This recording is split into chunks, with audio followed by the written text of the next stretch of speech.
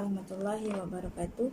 Nama saya Maisarah binti Anwan Hamzah, nombor metrik I19203848. Hari ini saya akan membentangkan tentang e-dagang, pendahuluan dan definisi e-dagang. Pendahuluan e-dagang. Sejarah kemunculan internet bermula pada 60-an dan e-dagang juga berkembang sejak itu pada tahun 1969. Kemunculan rakaian internet telah membawa dimensi baru dalam dunia perniagaan semasa, khususnya kemunculan dalam bentuk perniagaan e-dagang. Konsep perniagaan ini menerusi e-dagang dianggap sebagai salah satu kaedah pemasaran secara langsung dan bersifat global tanpa memerlukan ruang kedai ataupun bangunan dalam bentuk fizikal.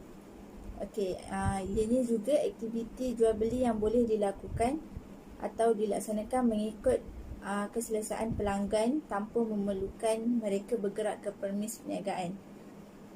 E-dagang ini kebiasaannya melibatkan transaksi antara tiga pihak, sama ada transaksi antara peniaga dengan peniaga, peniaga dan dengan pelanggan, dan pelanggan dengan pelanggan.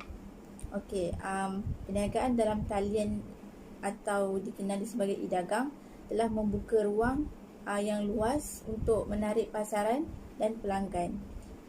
Ia telah mengubah kaedah perniagaan rutin yang berlaku secara bersemuka kepada transaksi yang berbentuk maya tanpa kehadiran pihak berkontak antara penjual dengan pembeli dan barangan yang diniagakan. Definisi e-dagang. E-dagang adalah medium perniagaan zaman kini yang membolehkan dan menghubungkan antara penjual dan pembeli secara atas talian. E-dagang terbahagi kepada dua, iaitu e-dagang antara perniagaan dengan perniagaan dan e-dagang perniagaan dengan pengguna. Yang kedua, ia juga proses membeli dan menjual sesuatu produk melalui media elektronik, iaitu seperti radio, televisyen, komputer dan telefon pintar. Contoh e-dagang ialah Shopee, Lazada, Amazon dan mudah.com. Ia merupakan fenomena semasa tetapi mempunyai prinsip yang sama yang melibatkan jual beli dalam saham Islam.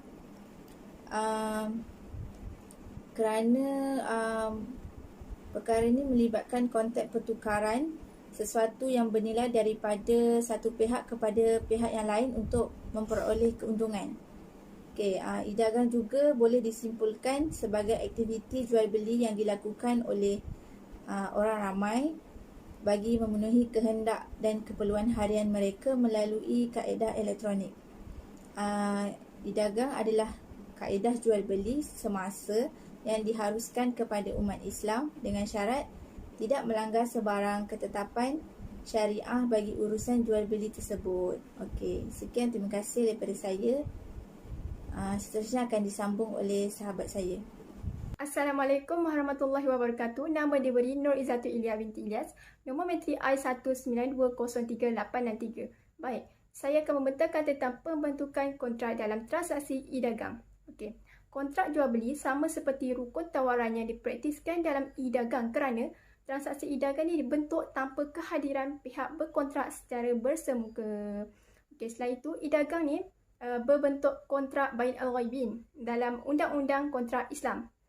Kontrak bain al-ghaibin ini adalah transaksi yang berlaku tidak memerlukan pertemuan antara dua pihak tersebut. Malah cukup dengan melakukan beberapa syarat atau tindakan yang ditetapkan untuk menyempurnakan sesuatu kontrak itu. Setelah itu, tawaran dan penerimaan merupakan elemen penting dalam pembentukan kontrak sama ada menurut Undang-Undang Islam ataupun Undang-Undang Sivil. Hal ini demikian kerana sekiranya kedua-dua elemen ini tidak dipatuhi, maka menyebabkan sesuatu kontrak ini menjadi tidak sah dan batal di sisi undang-undang. Dalam pada waktu itu, menurut ulama mazhab Maliki, Syafi'i dan Hambali, tawaran ialah pindah milik ke atas sesuatu oleh penjual atau pemberi sewa yang berasaskan dua aspek. Aspek yang pertama iaitu yang berasaskan pihak yang berhasrat memulakan kontrak dengan mengemukakan tawaran. Yang kedua, berasaskan pindah milik sesuatu benda oleh penjual kepada pembeli dengan dimulakan oleh penjual. Baik, selain itu terdapat dua bentuk ketika berlakunya tawaran, iaitu sama ada tawaran secara spesifik ataupun tawaran secara umum. Okey, tawaran secara spesifik ni dikhususkan kepada satu pihak saja. Okey, sebagai contoh, Encik Abu menawarkan jualan satu produk kesihatan kepada Encik Badrul sahaja. Manakala tawaran secara umum ni adalah tawaran jualan yang dibuat tanpa ditentukan kepada sesiapa, maksudnya siapa saja. Okey, seterusnya melaksanakan pemindahan hak milik tasarruf dengan kontrak menjadi lengkap. Okey, hal ini demikian kerana ulama mazhab Hanafi ni menjelaskan rukun penerimaan sebagai susulan kepada tindakan daripada pihak yang pertama bagi menyatakan persetujuan kepada penyertaan yang terlebih dahulu yang dilakukan oleh pihak yang pertama. Okey. Seterusnya, Imam An-Nawawi ni menyatakan penerimaan adalah penyertaan yang terbiak oleh pihak yang menerima milikan meskipun pernyataan tersebut keluar terlebih dahulu.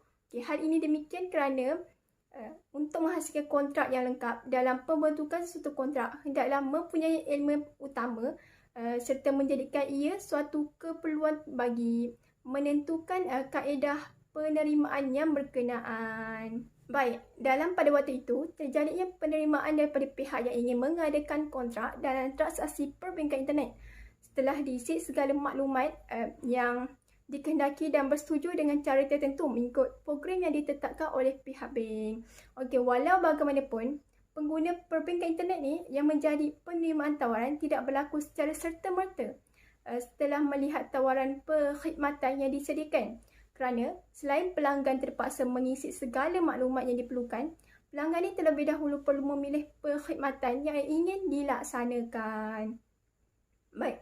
Tuntasnya, rukun tawaran yang dimulakan oleh penjual dalam transaksi e-dagang kerana melihat dari kaedah dan proses yang dilakukan oleh penjual e-dagang yang menepati ciri-ciri bagi sesuatu sirah tawaran itu. Okey.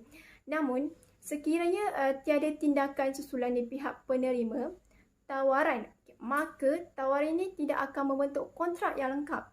Okey, hal ini demikian kerana asas penentuan ini juga yang menganggap perbezaan dalam penentuan sirah tawaran dan penerimaan tidak memberi implikasi kepada kesahan kontrak. Bahkan dalam kebiasaan masyarakat semasa hari ini, penjual ini dianggap sebagai pihak yang bersedia memberi tawaran kepada pembeli.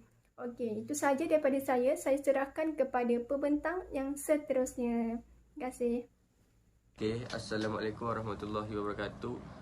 Nama saya Muhammad Syafiq Ikhwan bin Muhammad Arif, I18303434. Okey, tajuk saya akan mentak adalah kop dalam transaksi e-dagang. Menurut Ibnu Mansur, kop ni adalah mengambil sesuatu dengan tangan, sama ada secara terus ataupun secara langsung ataupun secara memegang. Diambil secara teruslah. Okey, yang kedua adalah dari segi istilah pula. Okey, dari segi istilah pula ia adalah bermaksud penerimaan yang membenarkan berurusan dengan harta yang diterima. Okey. Menurut Al-Kasani pula, yang ketiga menurut Al-Kasani, okey, mentakrifkan kop ini sebagai keupayaan untuk berurusan dengan harta yang diterima. Okey. Itu poin ketiga. Okey, seterusnya adalah slide seterusnya. Syarat sah kop dalam menurut jumhur fuqaha. Okey. Ia adalah, yang pertama adalah ia mestilah mendapat keizinan dan kebenaran oleh pembeli hibah. Dia mesti mendapat kebenaran dan keizinan daripada pembeli hibah. Itu syarat sah dia menurut fuqaha lah. Okay, yang kedua adalah harta yang dihibahkan tidak bercampur atau tidak berkait dengan harta yang lain ataupun harta yang tidak dihibahkan. Maknanya syarat dia harta yang dihibah saja boleh sah menurut fuqaha lah. Okey. Penerima hibah mestilah seorang yang balil, seorang yang berakal. Maknanya seorang yang normal lah, seorang yang normal boleh seorang yang normal macam orang biasa, memang tidak gila. Okey. Slide seterusnya adalah COPS dalam transaksi e-dagang. Okey. dalam COPS ni, transaksi e-dagang, dia memiliki buy as salam. Okey, buy as salam kerana dia kontrak dia adalah berkait rapat dengan jual beli sesuatu. Dia macam kontrak. Dia kontrak lah. Jual beli sesuatu yang tidak ada ketika pembentukan kontrak. Yang tidak ada ketika pembentukan kontrak. Maknanya. Okey, yang kedua, kad atau serah terima barangan atau perkhidmatan adalah sangat penting dalam transaksi e-dagang kerana ketiadaan ruang bagi penelitian secara fizikal semasa transaksi dijalankan. Dia ni maksud dia transfer online lah. Dia macam pembayaran online. Maknanya kita terus masuk ke akaun penjual. Okey. Bai as-salam juga melibatkan proses pembayaran didahulukan dan serah terima subjek kontrak ditangguhkan ke suatu masa hadapan. Penjual mestilah menyediakan maklumat yang terperinci kepada pembeli bagi memudahkan pembeli membuat arahan pembayaran. Macam inilah bui maklumat bank yang tepat, maklumat bank yang betul untuk pembeli transfer payment duit yang inilah masuk ke akaun penjual. Gitulah sebab dia transfer online kan, transaksi e-dagang. Okey, yang seterusnya adalah kontrak e-dagang. Pihak berkontrak pembeli dan juga penjual. Mereka adalah subjek kontrak dan produk adalah objek kontrak. Pembeli, penjual adalah subjek kontrak. Okey. Produk itu adalah objek kontrak. Okey. Yang kedua adalah medium transaksi. Medium transaksi kontrak dan pembayaran secara elektronik. Inilah macam tadi pembayaran online. Okey. Iaitu transfer ataupun BI macam-macam lah. Okey, kaedah pembayaran yang seterusnya adalah kaedah pembayaran dan serah terima produk berbentuk digital diserahkan dengan segera setelah pembayaran dibuat, manakala produk bukan digital diserahkan mengikut perjanjian. Gini macam ni lah ni. Customer bayar online tapi penjual ni hantar barang dengan diserah mengikut perjanjian. Maknanya barang yang hantar tu barang sama semasa menjual dan membeli. Itu sahaja daripada saya. Assalamualaikum warahmatullahi wabarakatuh. Okay, Assalamualaikum warahmatullahi wabarakatuh. Nama saya Aina Zulaika binti Reza Firdaus. Nombor menteri I18203160. Seterusnya akan menyambung perbentangan mengenai apakah hukum menjual barangan yang tidak wujud. Hukum asal bagi jual beli ialah barang jualan tersebut mestilah wujud. Jadinya tidak harus menjual barangan yang tidak wujud. Jadi barang yang tidak wujud itu tidak boleh dijual oleh para penjual. Okay, contohnya kita boleh lihat dalam slide, penjual yang nak menjual buah-buahan di pokok ataupun yang sedang ataupun yang akan berbuah, sama juga dengan contoh lain seperti anak kambing dalam kandungan ataupun yang akan dikandung. Okey, dalilnya adalah larangan Nabi SAW untuk menjual barangan yang tidak wujud. Okey, iaitu kita boleh lihat dalam hadis riwayat Abu Dawud. Okay, jadi sebab apa tidak boleh ataupun tidak dibenarkan? Sebab jual beli dengan cara ini adalah termasuk dalam kategori jual beli berisiko ataupun boleh disebut dengan gharar. Kerana apa? Sebab ada kemungkinan yang barang tu wujud dan ada juga kemungkinan yang barang tersebut tidak wujud. Sedangkan Rasulullah SAW melarang jual beli gharar ni berlaku. Okey, hadis larangan ni kita boleh tengok di dalam slide, iaitu hadis riwayat Muslim yang bermaksud Rasulullah melarang jual beli hasah, iaitu tikar menggunakan batu, dan juga jual beli gharar, iaitu yang tidak jelas barang jualannya. Okey, walau bagaimanapun atas faktor maslahat dan juga keperluan masyarakat, ada dua akad dalam muamalat yang membenarkan atau membolehkan jual barangan yang kita tidak miliki ataupun wujud, iaitu yang pertama ialah bai' al-salam dan juga yang kedua adalah bai' al-istisna. Okey, seterusnya kita lihat slide seterusnya, iaitu apa itu bai' al-salam? Ia adalah jual beli sesuatu barang yang disifatkan pada tanggungan dengan lafaz salam ataupun salaf, iaitu bayaran yang didahulukan. Okey, kiranya kat sini konsep dia adalah customer dia akan bagi duit dulu kepada seller. Kemudian seller tersebut akan order daripada pembekal ataupun pengilang dan seterusnya diserahkan kepada customer pada waktu yang telah ditetapkan. Yang lain tu kita boleh baca dalam slide. Okey, dan yang kedua adalah bai' al-istisna. Okey, bai' istisna ni apa? Iaitu dari segi bahasa dia ialah meminta supaya dibuat sesuatu ataupun menempah sesuatu ataupun membuat sesuatu berdasarkan apa yang diminta. Okey, konsep istisna dan salam ni dia lebih kurang sama dengan bai' istisna dengan salam ni dia lebih kurang sama.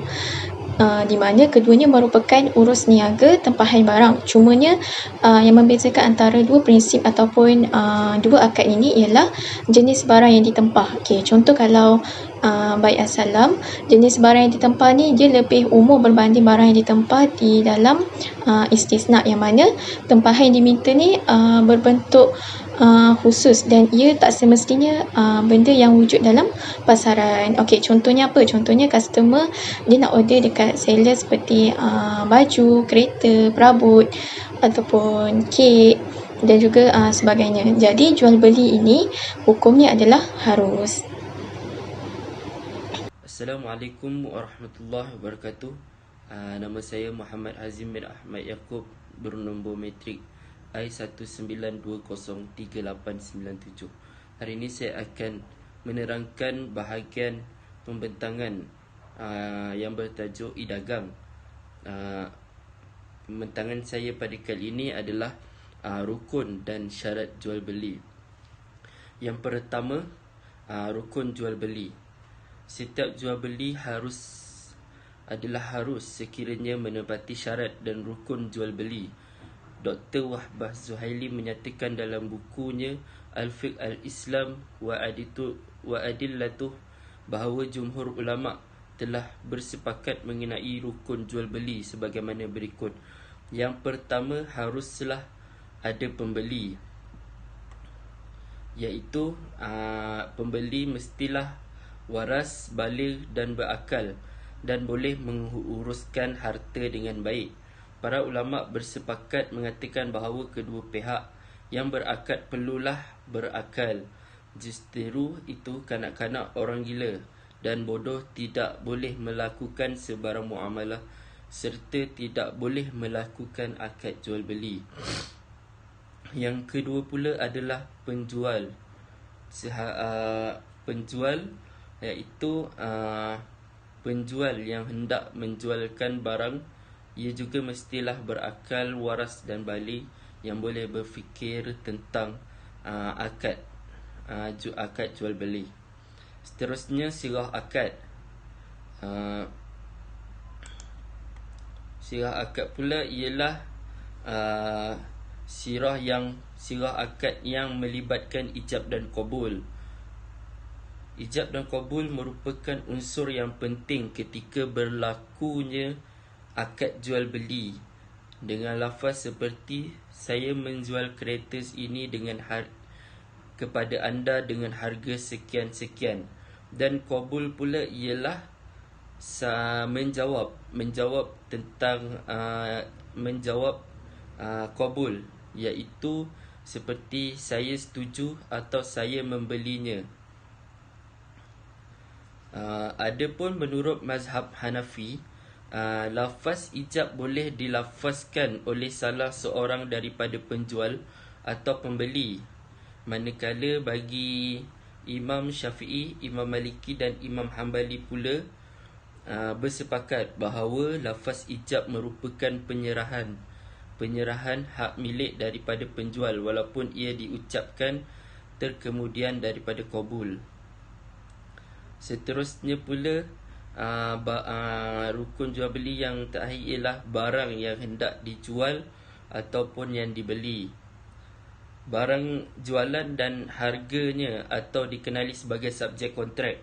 Subjek kontrak ini perlu mematuhi beberapa syarat, seperti barangan yang dijual mestilah dalam bentuk yang bernilai mengikut syarak, barang yang berfaedah dan bermanfaat. Barang yang dijual itu ialah barangan yang boleh diserahkan ketika berakad. Barangan dan nilai harga mestilah orang yang mempunyai kuasa ke atas barangan yang ingin dijual. Justru itu dapat disimpulkan bahawa barangan yang dijual beli memenuhi syarat telah ditetapkan oleh syarak, agar urusan bermuamalah jual beli bertepatan dengan kehendak syarak dan perselisihan. Seterusnya kita pergi kepada slide syarat jual beli. Syarat bagi barang yang dijual beli tersebut mestilah memenuhi ciri-ciri berikut. Yang pertama, wujud. Barang yang wujud wujud dia hukum asal bagi jual beli mestilah barang jualan itu wujud. Fakta ini disebutkan dalam syarat barang jualan. Para pengarang kitab Al-Fiqh Al-Manhaji menghuraikan seperti berikut. Barangan jualan hendaklah wujud ketika akad dilakukan. Tidak harus menjual barangan yang tidak wujud. Barangan yang tidak wujud tidak boleh dijual. Seperti contoh, penjual yang mahu menjual buah-buahan yang sedang berada di pokok, atau buah-buahan atau berbuah. Begitu juga anak kambing di dalam kandungan atau dikandung. Dalilnya adalah larangan Nabi Muhammad SAW untuk menjual barang yang tidak wujud. Yang kedua, bukan perkara haram, iaitu seperti najis dan arak. Dalam surah An-Nisa ayat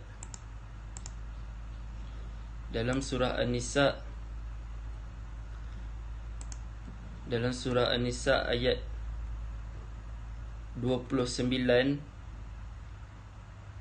ya a'udzubillahi minasyaitonir rajim, ya ayyuhallazina amanu la ta'kulu amwalakum bainakum bil batili illa an takuna tijaratan an taradi minkum wa la taqtulu anfusakum innallaha kana bikum rahima. Yang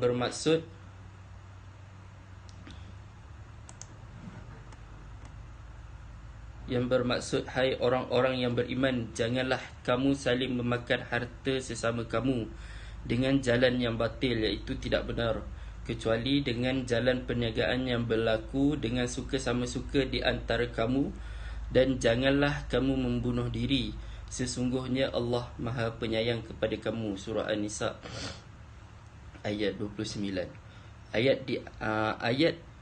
Ayat di atas tadi menjelaskan bahawa tegahan untuk mendapatkan hak orang lain dengan cara batil, iaitu jalan yang tidak benar apabila melakukan urusan jual beli.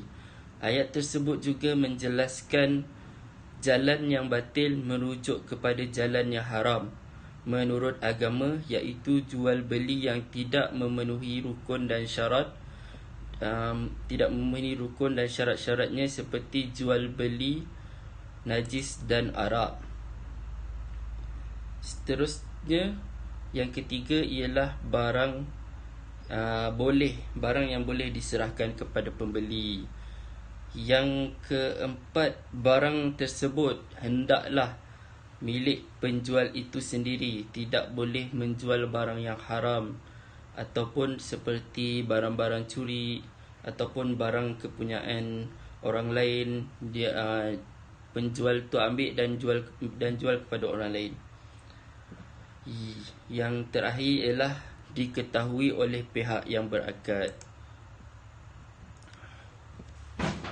Selain bab rukun jual beli, para ulama juga telah membincangkan secara khusus perkara berkaitan khiyar majlis ataupun khiyar aib dan khiyar al-syad, di mana pembeli mempunyai hak untuk melihat barang yang dijual dan sekiranya terdapat kerosakan atau kecacatan pada barangan tersebut, maka pembeli boleh memulangkan semula dan mendapatkan semula wang yang telah dibayar. Sekian itu saja kepada saya. Seterusnya kita pergi kepada pembentangan seterusnya. Assalamualaikum warahmatullahi wabarakatuh. Nama saya Muhammad Amir Hakimi bin Abdul Razak, kad matrik bernombor I1920387. Jadi pada pagi ini saya akan menyambung pembentangan dalam bahagian isu-isu syariah dalam bermuamalat menggunakan e-dagang. Kita tengok isu yang pertama, iaitu isu bentuk kontrak e-dagang.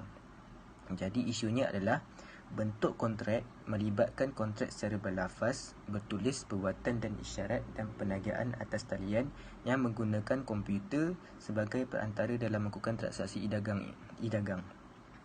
Jadi isunya adalah bentuk kontrak sama ada dalam bentuk secara berlafaz, bertulis, perbuatan dan isyarat, ataupun yang menggunakan komputer sebagai perantara dalam melakukan transaksi e-dagang.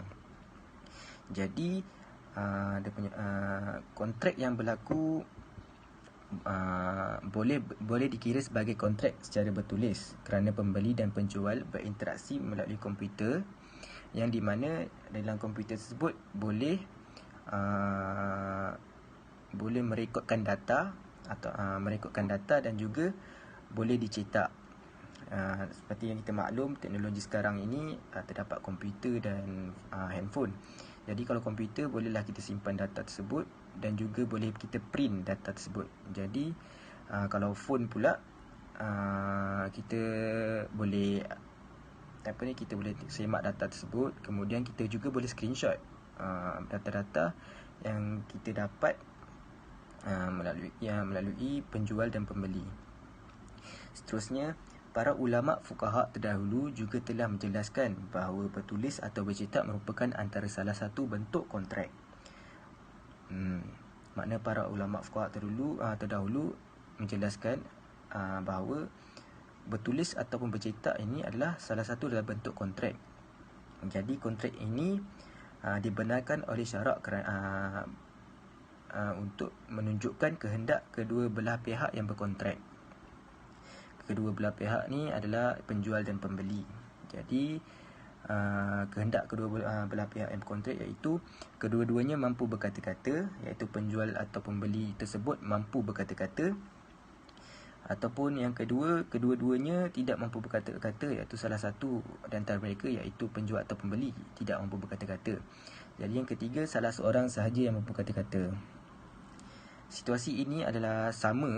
Situasinya sama jika pembeli dan penjual berada dalam satu majlis atau mereka berdua berada di dua tempat yang berlainan.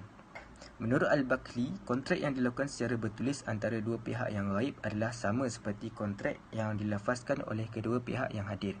Jadi menurut Al-Bakli ni, kontrak yang dilakukan secara bertulis antara dua pihak yang ghaib sama seperti kontrak yang dilafazkan oleh oleh kedua pihak, iaitu penjual pembeli yang hadir ataupun bersemuka. Jadi mengikut asas tersebut, maka para perundangan Islam telah mengeluarkan satu kaedah, iaitu Al-Kitab kal khattab. Maksudnya tulisan itu adalah seumpama dengan percakapan. Walau bagaimanapun, kehendak daripada kedua pihak yang berkontrak merupakan perkara penting dalam melakukan sebarang kontrak, kerana kehendak itu merupakan asas kepada konsep saling redha meredai, sebagaimana firman Allah SWT dalam surah An-Nisa ayat ke-29. A'udzubillahi minasyaitonirrajim. yuridullahu liyubayyina lakum wa yahdiyakum sunanal ladzina min qablikum wa yatuba 'alaikum wallahu alimun hakim. Maksudnya, wahai orang-orang yang beriman, janganlah kamu makan harta orang lain dengan jalan yang batil, kecuali dengan perniagaan, yakni jual beli dengan suka sama suka di antara kamu. Jadi kontrak bertulis ini dibenarkan syarak sekiranya kontrak bertulis tersebut memenuhi dua syarat yang telah ditetapkan, iaitu mustabinah wa marsumah. Kita tengok kepada maksud mustabinah ini. Apa mustabinah ini? Mustabinah ini adalah maksud tulisan yang kekal, sama ada ditulis di atas kertas, papan tulis, tanah, ukiran, di atas kayu, dan tidak sah sekiranya ditulis di atas udara dan angin. Maksudnya mustabinah ini adalah tulisan yang ditulis di atas kertas, ataupun di papan tulis, ataupun di atas kayu, dan tidak sah sekiranya tulisan itu ditulis di atas udara ataupun angin. Tak logik lah kan, dekat apa, kita boleh tulis di atas udara dan angin.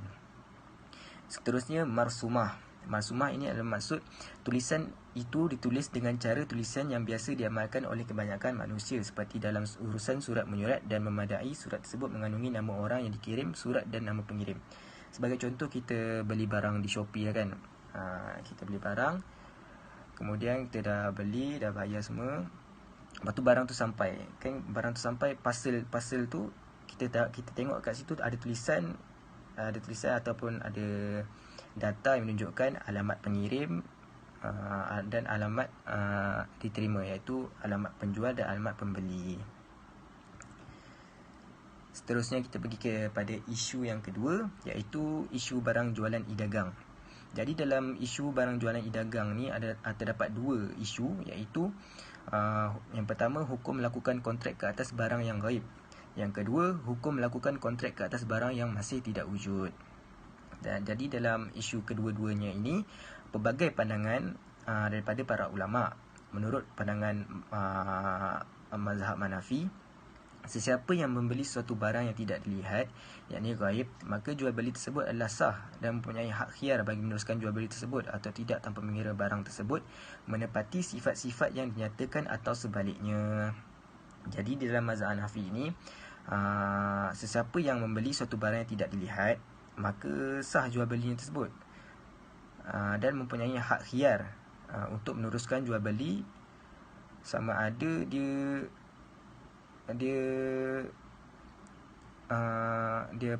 dia menepati apa yang barang yang dia nak tu ataupun tidak. Seterusnya, dalam mazhab Maliki, jual beli barang secara gaib adalah sah, tetapi disyaratkan bagi menyatakan sifat-sifat sekiranya barang tersebut tiada dalam majlis kontrak. Maka dalam mazhab Maliki ni, jual beli barang secara gaib ini adalah sah, tetapi disyaratkan mestilah menyatakan sifat-sifat barang tersebut sekiranya barang tersebut tiada dalam majlis kontrak. Yang kedua, namun sekiranya barang tersebut wujud ketika majlis, maka tidak sah jual belinya hanya dengan menyatakan sifat sahaja. Bahkan barang itu mesti dilihat, melainkan sekiranya barang tersebut boleh menyebabkan kerosakan jika dibuka. Maksudnya di sini jual beli tersebut tidak sah sekiranya penjual dan pembeli itu berada dalam majlis, tetapi penjual tu menyatakan sifatnya saja, dia tak tunjukkan barang tu dekat pembeli. Jadi jual beli tersebut tidak sah lah. Tapi kalau menjadi sah kalau barang tersebut dinyatakan sifatnya dan juga ditunjukkan kepada pembeli. Sebagai contoh, kita nak beli phone.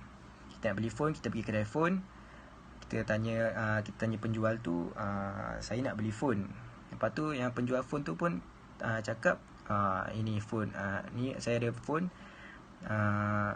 dia punya spek gini-gini, ada kamera dia macam ni, tapi dia tak tunjuk pun phone tu. Jadi maksudnya jual beli macam tu tak sah lah. Dan kemudian terkecuali jika barang yang kita beli tu dinyatakan sifat, penjual tu menyatakan sifat, tapi dia dia bagi barang, tapi kalau barang tu dia tak bagi buka, dia tak bagi buka ataupun dia tak bagi buka lah kepada pembeli tu, sebab dia dah bagi tahu, sebab kalau buka barang tu akan rosak. Yang seperti mana kalau macam ni, barang-barang macam ni seperti kek lah, takut dia dia punya hasil seni tu rosak ke apa ke, macam tu lah. Maka kalau dalam situasi macam tu, maka terkecuali. Seterusnya, menurut mazhab Syafi'i pula adalah tidak sah sama sekali berkaitan dengan jual beli barang yang ghaib, iaitu barang yang tidak dilihat oleh penjual dan pembeli atau salah seorang daripada mereka berdua, sekalipun barang tersebut wujud semasa majlis kontrak, kerana terdapat unsur-unsur penipuan. Maksudnya di sini adalah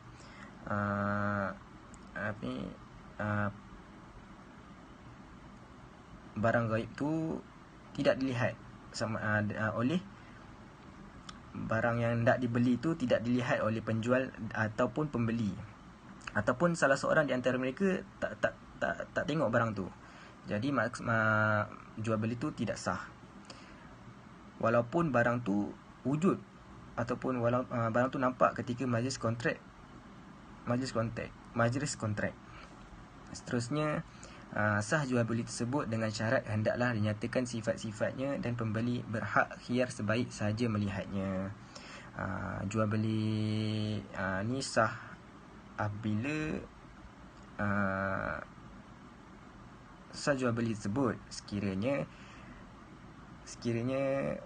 diletakkan syarat hendaklah dinyatakan sifat-sifatnya dan pembeli berhak khiyar sahaja apabila sebaik saja melihat barang tersebut. Maksudnya di sini adalah dia bagi tahu sifat-sifat barang tersebut, kemudian dia bagi kepada pembeli. Pembeli berhaklah mengkhiyar, berhak berkhiyar sama ada dia nak beli ataupun tidak. Kita pergi kepada kesimpulan. E-dagang mampu meningkatkan jualan dan mengurangkan kos-kos yang tertentu serta dapat berinteraksi dengan pengguna secara langsung walaupun tidak terdapat hukum asal dalam pelaksanaan dan pembentukannya. Namun, fuqaha telah meletakkan asas-asas hukum dan teori secara jelas berkaitan dengan urusan jual beli. Seterusnya, penyesuaian dan pengaplikasian mengikut kesesuaian sebagai gambaran jelas berkaitan dengan keharusan e-dagang supaya dapat mengelak berlaku kekeliruan kepada masyarakat. Seterusnya, kemunculan e-dagang juga merupakan muamalah yang tidak bercanggah dengan sistem jual beli yang telah ditetapkan oleh syarak sekiranya jual beli tersebut menepati syarat dan rukun jual beli. Yang terakhir sekali, oleh kerana hukum asal bagi sesuatu itu adalah mubah, iaitu harus, maka e-dagang juga adalah harus selagi mana ia menepati rukun syarat jual beli yang telah digariskan oleh Islam bagi menjamin kemaslahatan manusia secara keseluruhannya. Sekian, itu sahaja daripada saya. Sekian, terima kasih.